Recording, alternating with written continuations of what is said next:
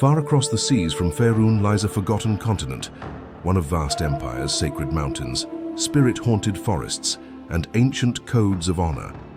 This is Kara-Tur, a realm shaped by tradition, mysticism, and the ever-turning wheel of dynasty and war. Here, warriors wield steel with purpose and prayer. Sorcerers summon the power of wind and fire through balance and discipline.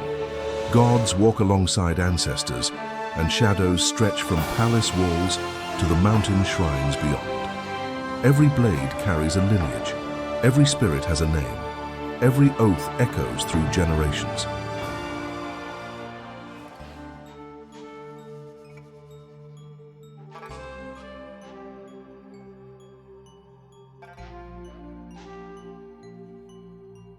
Kara-Tur is a continent shaped by dynasties, honor, and ambition. Its first and greatest realm is Shou Lung, the heart of imperial power.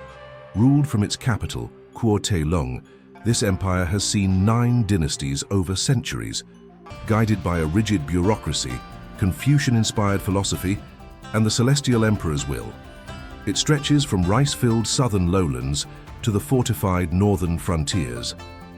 To the south of Shou Lung, Tu Lung exists as its fractious twin, once a rebellious province, now a rival empire born of civil war. Compared to Shou Lung's state control, Tu Lung is defined by trade guilds, powerful merchants, and unending rivalries. Across the sea lie the island powers, Kozakura and Wa.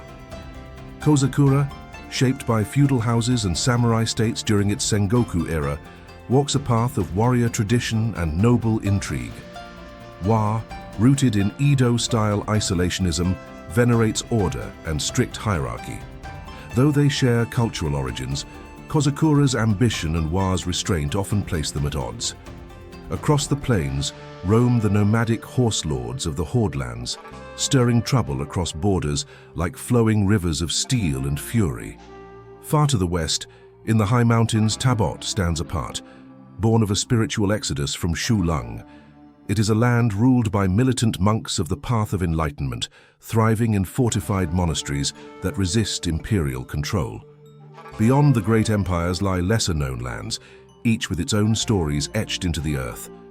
Koryo is a stoic and resilient kingdom of scholars, warriors, and coastal strongholds, where ancestral reverence shapes every facet of life. Hidden in the high mountains, Rakati guards its monasteries and ancient wisdom behind veils of snow and stone, isolated but watchful.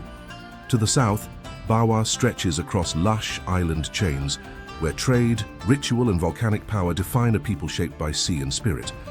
And deep in the steaming wilds, the jungle lands of Malatra pulse with primal energy, dense rainforests hiding ruins, tribes, and secrets as old as time.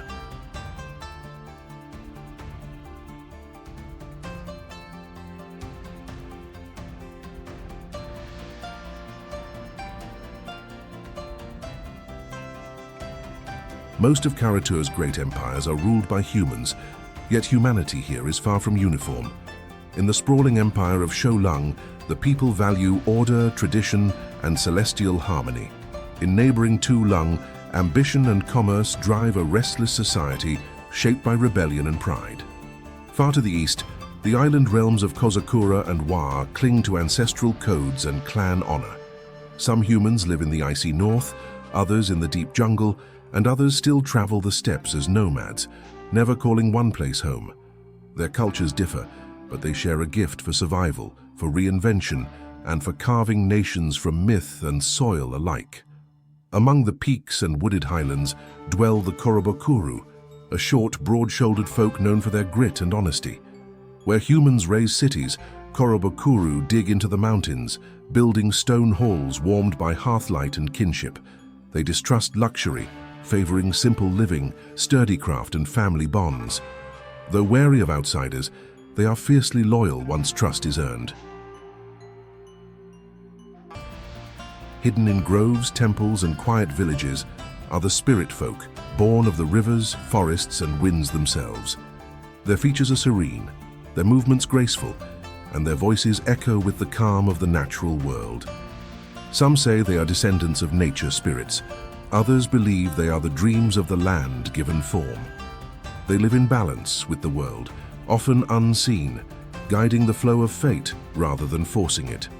Stranger still are the hengeyokai, shape-changers who move between human form and that of an animal. A fox-faced courtier, a crane-voiced monk, a badger-shaped warrior. Each clan reflects the instincts of its beast. Tricksters, sages, or wanderers, hengeyokai live at the edges of society, keeping their true nature hidden or celebrated depending on the village or the day. In the southern jungles and misty highlands live the Vanara, nimble and curious, with long tails and bright eyes. Their villages cling to treetops and vine-covered cliffs, and their songs echo through the canopy. Quick to laugh and quicker to leap, Vanara value freedom, cleverness, and devotion to the spirits that watch over the wild. Beneath the cities and in the shadows of the empire walk the Nezumi, a people of small stature, keen senses, and sharper instincts. Called ratfolk by those who fear them, they form tight-knit communities in the forgotten places of the world. Resourceful, pragmatic, and often underestimated, the Nezumi thrive where others struggle, on the fringes between walls in the stories few want to hear.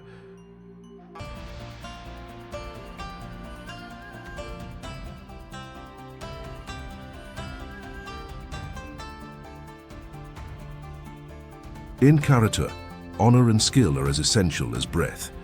A person's path is chosen early, sometimes at birth, sometimes by destiny. These paths forge warriors, mystics, and hardened souls, each shaped by training, ritual, and spirit. A samurai lives by steel and loyalty. Sworn to serve their daimyo or clan, they march through misty bamboo forests and moonlit castles, their armor clinking like distant thunder. A samurai's word is their bond. Their duty is absolute. In times of peace, they govern villages. In times of war, they lead charges and lay down their lives with calm resolve. Not all warriors carry silver blades. The bushi are soldiers born of pragmatism, not lineage. They rise fast through merit, veterans of clan skirmishes, city guards, and frontier wars. A bushi trusts their own strength over noble birth, and their loyalty lies with the blade in their hand. Some walk in shadow rather than armor. The ninja, ghosts within the imperial night, serve as spies, assassins, and infiltrators. Clad in silence, they move unseen, gather secrets, and vanish without trace. Their loyalty is to code, not crown. Their weapons are secrets and steel. Within this world of bloodshed, Sohei stand apart. These warrior monks uphold spiritual discipline in cloistered temples and on dusty battlefields. With staff and prayer, they defend the weak, challenge tyranny, and offer sanctuary through strength as much as faith. Magic too has its paths. Wujen are elemental adepts who study the forces of wind, water, fire, earth, and sometimes metal or wood. They commune with the elements, calling down storms or calming seas. In imperial courts, they are envoys to dragons, channelers of storms, and dangerous figures, for their power is both revered and feared. Spiritual realms are guarded by shugenja, priests and shamans bridging the mortal and spirit worlds. They commune with ancestors, tend shrines, and wield talismans that bind ghosts or bless fields. A shugenja's task is not conquest, but balance, ensuring the land's spirit remains at peace. There are other voices too, banners of the coast, sword saints of distant islands, and spirit walkers of mist-shrouded isles, each teaching their own discipline, each blending steel, spirit, and survival. Together, these paths shape Kara-Tur's champions, scholars, and legends.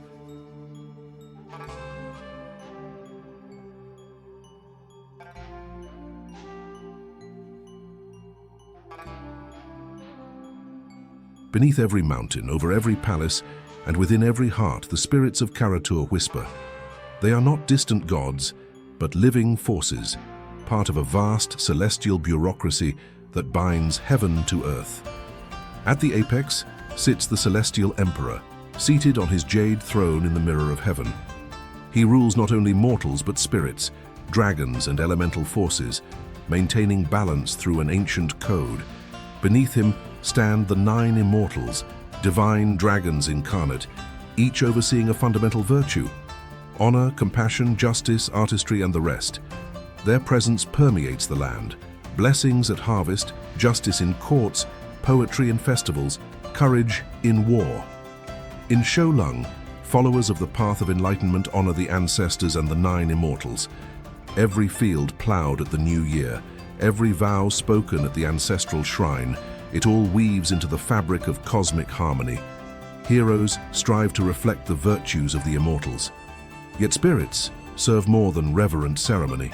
Forests house guiding spirits, streams carry whispered warnings, mountains breathe watchfulness. Everywhere, the lesser immortals, spirits born of virtuous lives, aid in daily miracles. They are guardians of riverbanks, guardians of craft, and keepers of buried truth. Outside Shou Lung, worship and belief take varied forms.